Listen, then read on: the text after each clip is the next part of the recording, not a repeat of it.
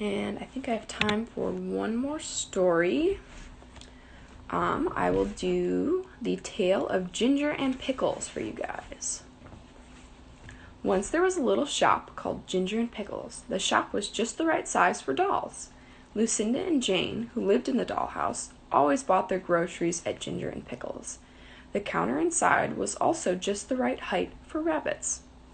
Ginger and Pickles sold red-spotted handkerchiefs, sugar, and galoshes. The shop sold nearly everything except for a few things you might want in a hurry, like shoelaces, hairpins, and lamb chops. Ginger and Pickles were the owners of the shop. Ginger was a yellow tomcat, and Pickles was a dog.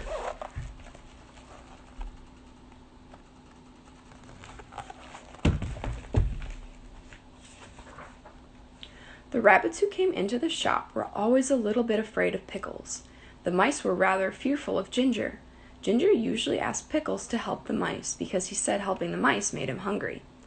"I cannot bear to see them going out the door carrying their little packages," said Ginger. "I have the same feeling about rabbits," replied Pickles, "but it would not be right to eat our customers. They would leave us and go to Tabitha Twitchit's store."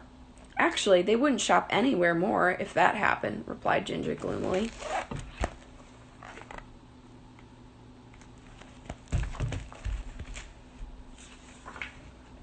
Tabitha Twitchit ran the only other shop in the village, and she did not give credit. Ginger and Pickles gave unlimited credit. Now, the meaning of credit is this. If a customer buys a bar of soap, instead of paying for it right away, she says she will pay another time. Pickles, being a very kind sort, makes a low bow and says, "With pleasure, madam." Then Pickles carefully writes the amount of owed money in a book. The records for all the items bought on credit were kept in his book.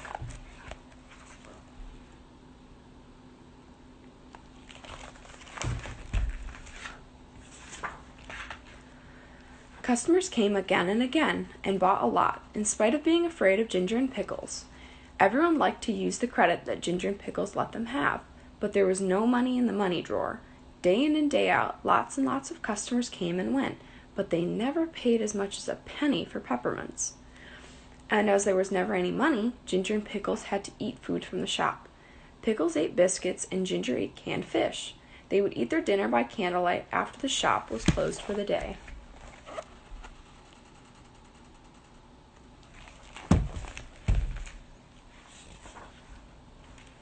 The 1st of January came around. As Ginger and Pickles looked over their record-keeping books, they realized they still had no money.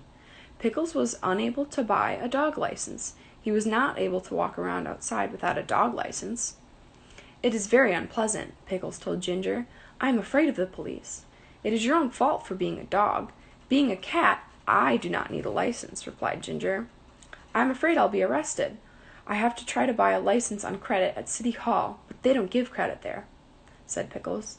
"The place is full of police officers, too. I met one as I was coming home."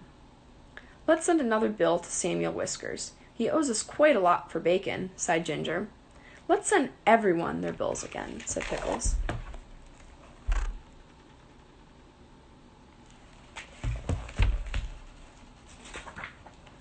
Ginger and Pickles went into their room in back of the store.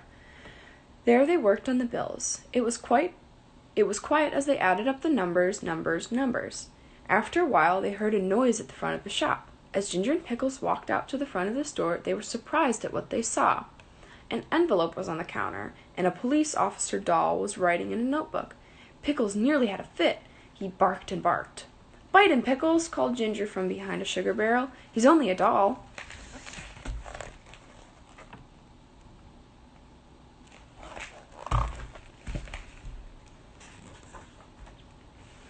The police officer doll kept writing in his notebook.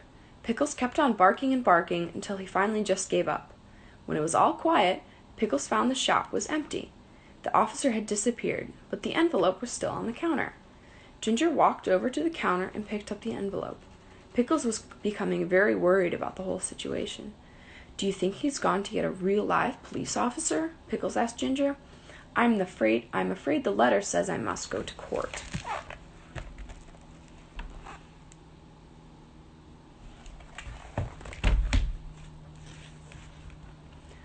"No, you do not need to go to court," answered Ginger, who had opened the envelope. After carefully reading the rest of the letter, Ginger announced, "It is a tax bill." Pickles was upset. They had no money for the things they already needed. Now they were going to have to pay taxes too. "This is the last straw," said Pickles. "Let's close the shop." So Ginger and Pickles locked the door and shutters and left. The closing of the shop caused many problems.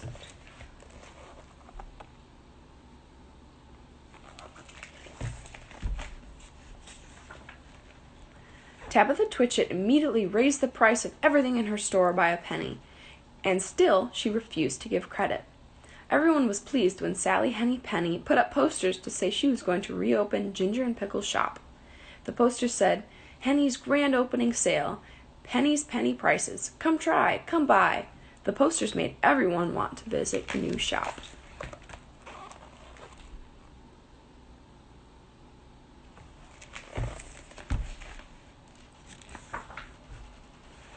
On opening day, the shop was filled with customers. Sally Henny Penny gets rather nervous when she tries to count out change, and she does not insist on being paid in cash. But she's quite harmless, and her store has a remarkable assortment of bargains. There is something to please everybody. The end.